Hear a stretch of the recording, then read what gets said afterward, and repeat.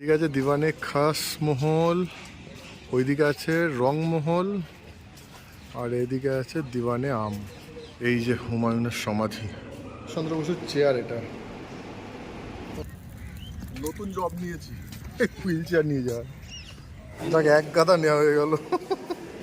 Good afternoon বন্ধুরা।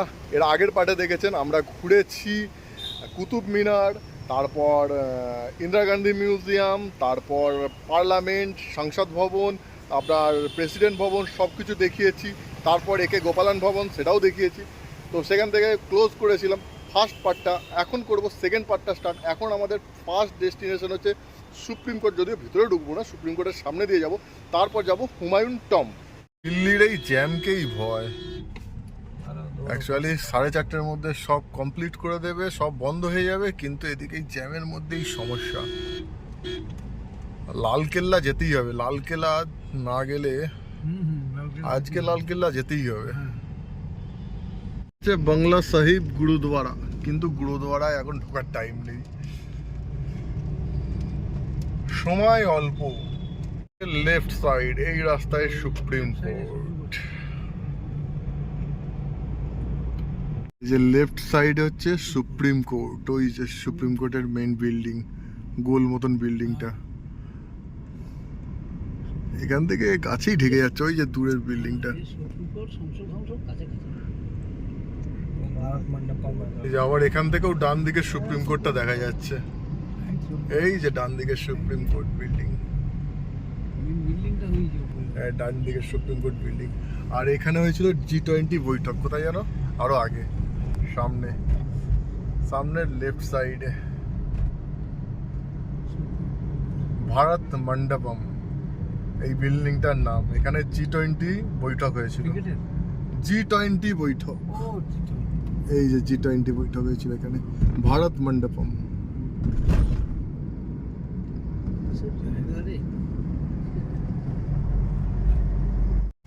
এই যে হুমায়ুন টমের পার্কিং। তাড়াতাড়ি করার চেষ্টা করছি, তত লেট হয়ে যাচ্ছে। ভাই জলদি দে ভাই।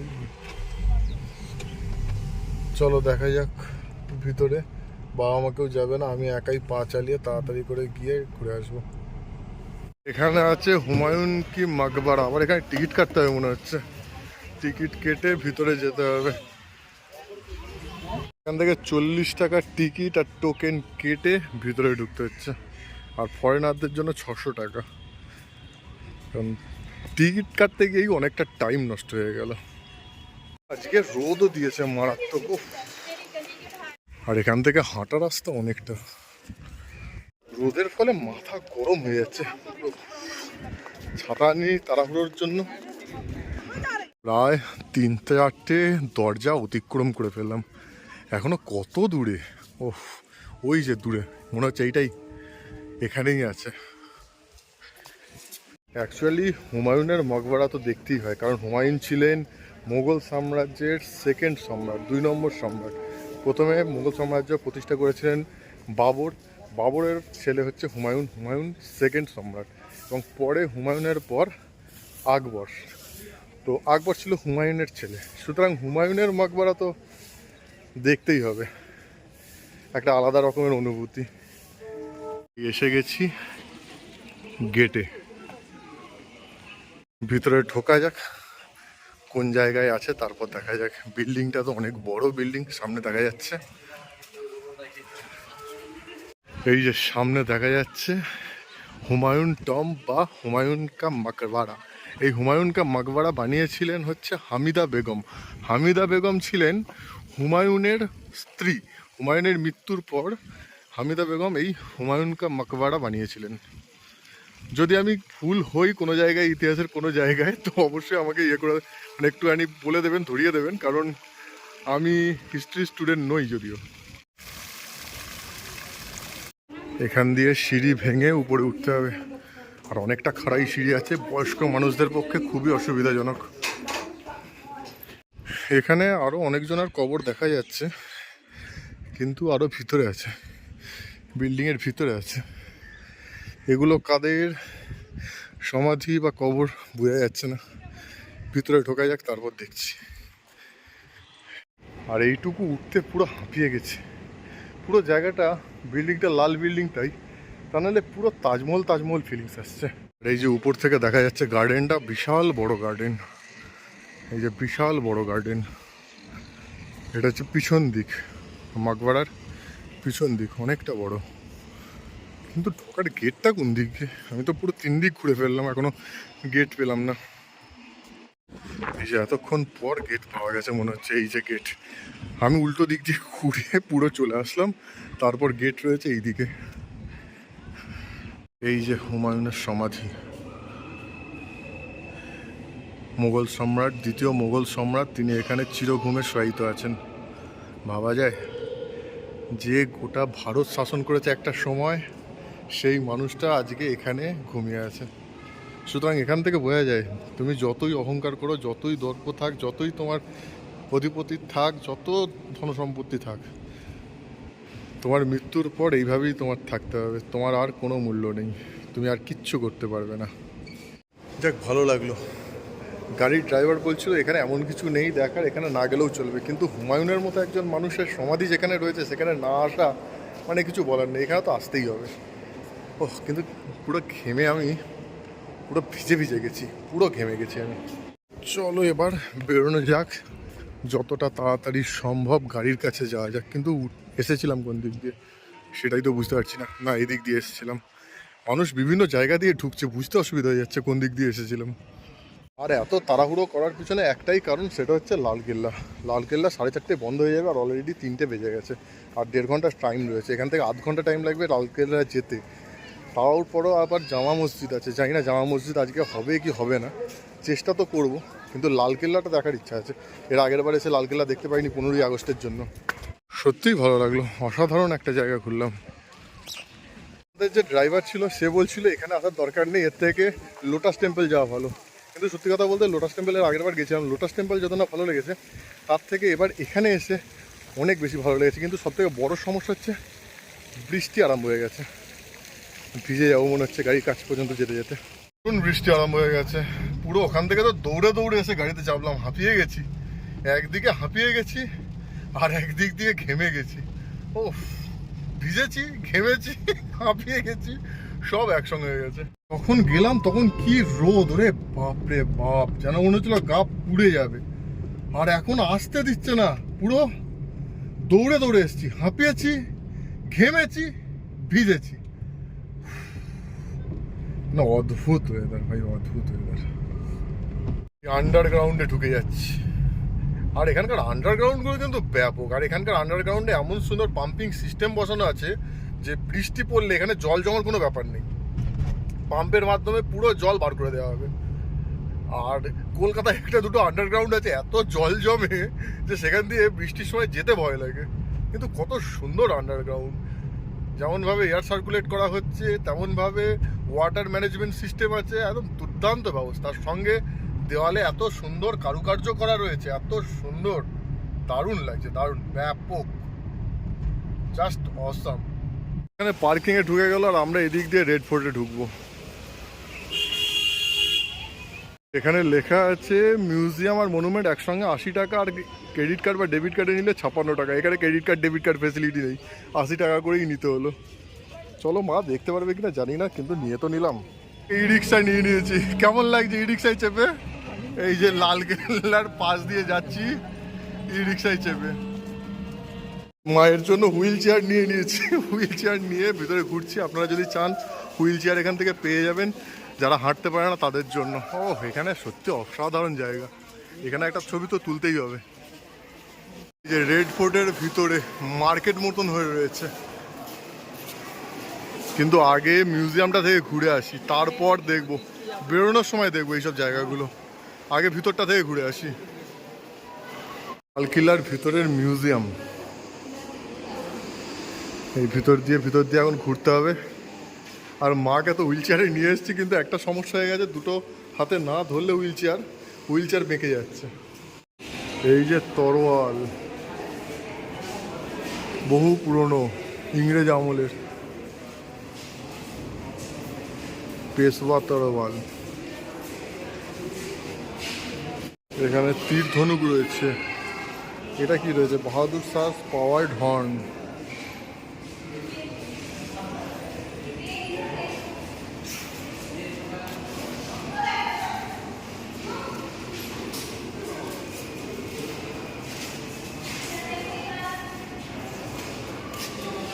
এটা সেকেন্ড ফ্লোর। এটা বাহাদুর শাহ জাফরের তরোয়াল। 1857 খ্রিস্টাব্দের যে সিপাহী বিদ্রোহ বা মহাবিদ্রোহ হয়েছিল সেই সময় বাহাদুর শাহ জাফর ইংরেজদের বিরুদ্ধে যুদ্ধ করেছিলেন। আর কাশ্মীরি গেটের কাছে পাওয়া তোপের গোলা এগুলো। এটা বাহাদুর শাহ জাফরের ড্রেস। আর বাহাদুর শাহ জাফরের যে বেগম ছিল তার ড্রেস এটা এখনও সংরক্ষণ করে রাখা আছে। কবে কোথায় কীভাবে যুদ্ধ করেছিলেন সব দেওয়া আছে। বিশেষ করে 1857 সালের যে যুদ্ধ কন্টিনিউ হয়েছিল সিপাহী বিদ্রোহ বা যেটা পরে মহাবিদ্রোহ বলা যায় সেইটার। এটা এমন একটা মিউজিয়াম, এখানে সব ছবি আর পড়ে পড়ে বুঝতে হবে, এখানে আর আদার্স তেমন কিছু নেই। আর এত কিছু পড়া এই মুহূর্তে বাবা। অ্যাকচুয়ালি 1857 সালের মহাবিদ্রোহে যাদের অবদান ছিল তাদের ছবি দিয়ে, তাদের সেই সংগ্রাম দিয়ে, তাদের জীবনী দিয়ে বা তাদের যেভাবে যুদ্ধ করেছিল সেগুলো দিয়ে পুরো এই মিউজিয়ামটা তৈরি হয়েছে।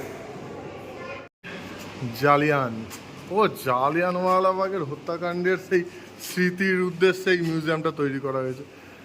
আমরা তো অরিজিনাল জালিয়ানওয়ালাবাগ দেখে এসেছি।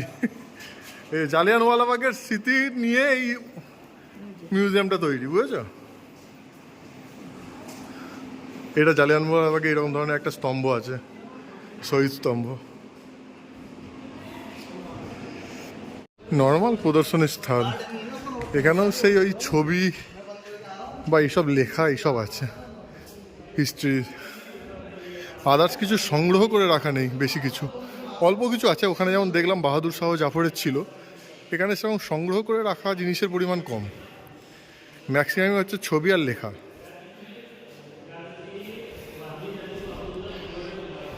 নেতাজি সুভাষচন্দ্র বসুর টুপি এটা। আজকের দিন একদম ভালো হয়ে গেল, এটা দেখেই শান্তি, এটা দেখে একটা আলাদা শান্তি। নেতাজি সুভাষচন্দ্র বসুর তলোয়ার, ওয়াও। দেখো, তুমি বলছিলে এটা আসবে না, দেখেছো? এটাই হচ্ছে আমাদের বাঙালিদের জন্য গর্বের জায়গা, এই মিউজিয়ামটা।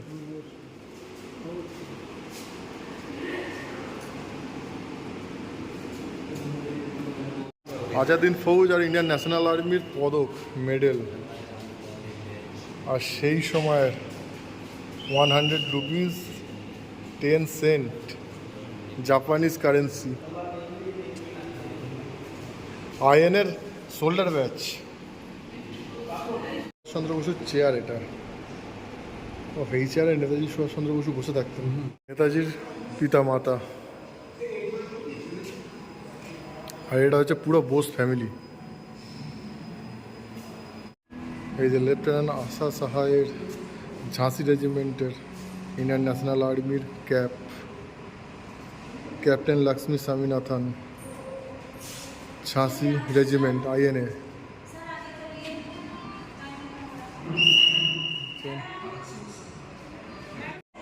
আজাদ হিন্দ বাহিনীর চেকবুক। এটা হচ্ছে একটা কাটারি টাইপের, বিভিন্ন রকমের rank marking, shoulder badge, medal. এই হচ্ছে লালকেল্লার ভিতরে গার্ডেনটা, অপূর্ব সুন্দর লাগছে সত্যি। এখানে সময় নিয়ে এসে দেখার মতো। লালকেল্লাও মোটামুটি 2-3 ঘন্টা সময় নিয়ে এসে দেখার জন্য। রেড ফোর্টের ভিতরে এটা কি জায়গা? এটা কোনো প্রেয়ার রুম টাইপের মনে হচ্ছে, কিন্তু ঘেরা আছে, এই উপরটায় ওঠা যাচ্ছে না, কিছু করার নেই।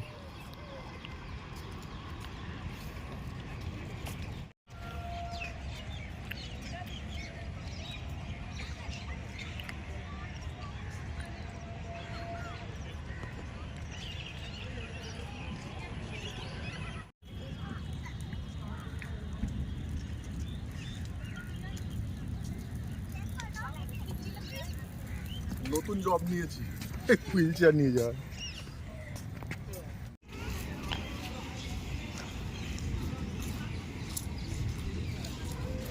ঠিক আছে, দিওয়ানে খাস মহল, ওইদিকে আছে রংমহল, আর এদিকে আছে দিওয়ানে আম। ব্যাগ কেনা হচ্ছে, এই যে এক ধরনের শক্ত মেটালের ব্যাগ, মেটাল।